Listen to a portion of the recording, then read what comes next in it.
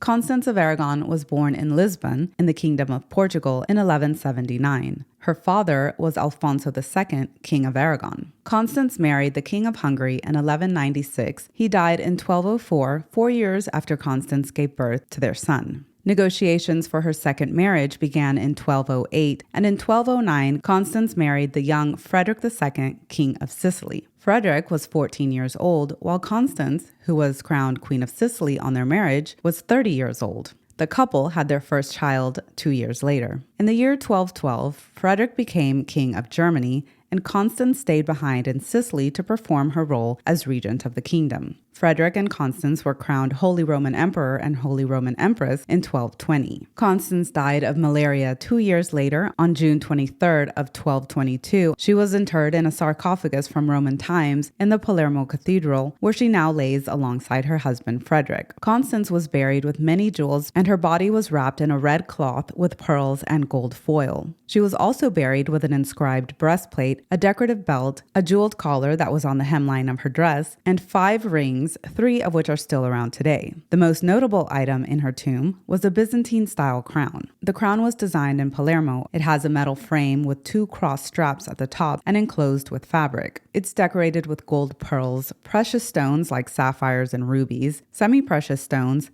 and enameled details. It also has a fleur-de-lis design, which was a royal motif of Sicilian rulers, and there's also an inscription in Arabic along the bottom. There are a couple theories as to why this crown was in her tomb, one being that it was her crown, and the other that it belonged to her husband. In the 1950s, it was believed that the crown was placed in her tomb by Frederick, who was in mourning by her sudden death. It's said that he placed his crown inside her sarcophagus so that his crown could be with her forever. One of the reasons for this belief is that this type of crown was typically used by men, based off artistic representations that we've seen from queens and empresses and kings. Frederick's sarcophagus even includes a symbol of the enclosed crown. The enclosed crown was associated with Byzantine emperors from the 10th century. Frederick's father, however, has an open crown on his sarcophagus, while his mother shows the enclosed crown. So, although it may have previously been associated more with men, according to surviving images, it appears that women have worn the enclosed crowns as well, especially in later years. This leads us to the theory that the crown did belong to Constance. The size and diameter of the crown, which is 18.5 centimeters, is more in line with the size of a woman's crown. The crown was found inside of a wooden box at her feet, with the 2 pieces that hang at the side found on her upper torso. It's possible that she was originally wearing the crown, but then moved into the box in 1491 during the first exhumation, or during the second one in 1781.